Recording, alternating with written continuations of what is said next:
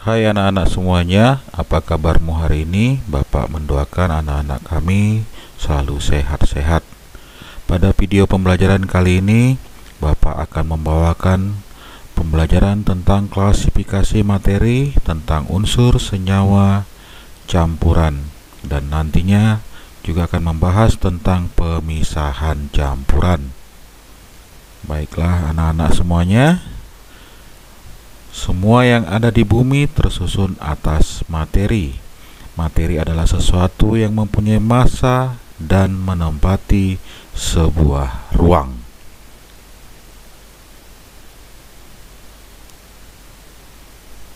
Berdasarkan wujudnya, materi dikelompokkan menjadi 3 bagian, yaitu zat padat, zat cair, serta zat gas.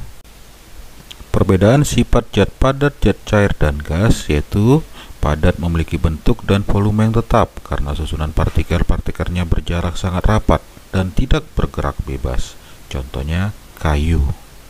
Cair, jarak antar partikelnya agak renggang sehingga dapat berubah bentuk sesuai bentuk wadahnya. Gaya tarik-menarik antar partikel lemah. Susunannya pun tidak teratur.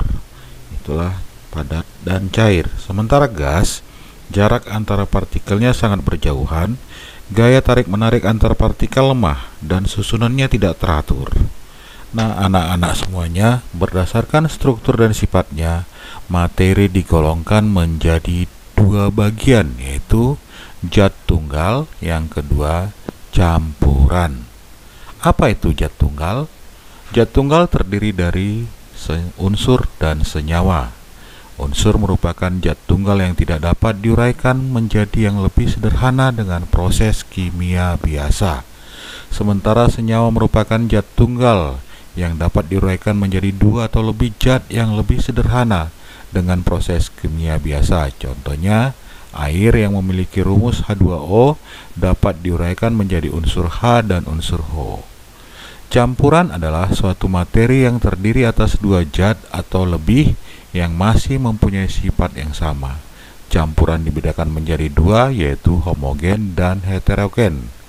Homogen adalah campuran yang tidak dapat dibedakan zat-zat yang tercampur di dalamnya, misalnya larutan gula, larutan garam, dan lainnya. Campuran heterogen merupakan campuran yang seluruh materi penyusun beserta sifat-sifatnya masih dapat dibedakan. Ini dia anak-anak semuanya, perbedaan dari unsur, senyawa, dan campuran, di mana unsur tidak dapat diuraikan, senyawa masih dapat diuraikan, dan campuran diuraikan. Unsur terdiri atas 1 jenis atom, senyawa terdiri atas 2 jenis atom atau lebih, sementara campuran terdiri atas 2 atom atau molekul, bahkan lebih juga. Untuk senyawa, perbandingan massa zat penyusunnya tetap. Untuk campuran, perbandingan massa zat penyusunnya tidak tetap. Nah, anak-anak semuanya, bagaimana cara memisahkan campuran?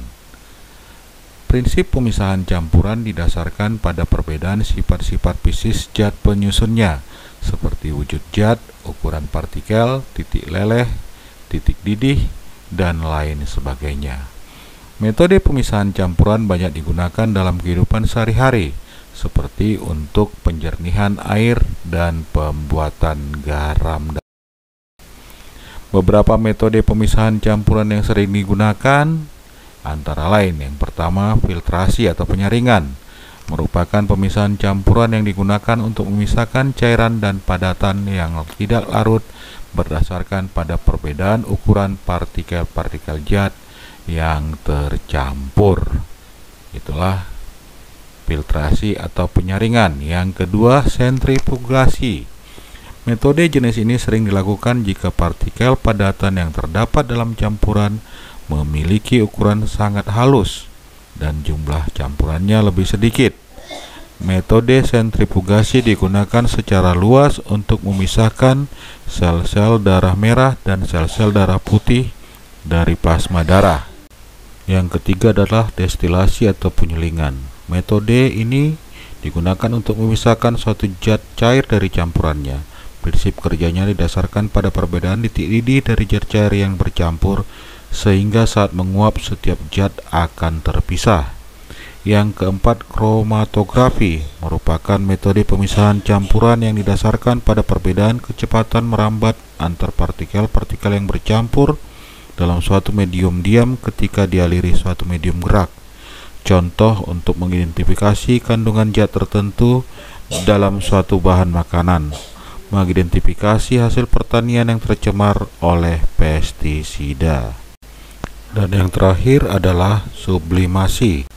Metode ini didasarkan pada campuran zat yang memiliki suatu zat yang dapat menyublim, sedangkan zat yang lainnya tidak dapat menyublim. Contohnya, campuran yodium dengan garam dapat dipisah dengan cara sublimasi. Itulah penjelasan singkat tentang klasifikasi materi yang bisa Bapak jelaskan. Mudah-mudahan dapat bermanfaat buat anak-anak kami semuanya. Tetap semangat belajar, jaga kesehatan, dan patuhi protokol kesehatan. Terima kasih, sampai jumpa.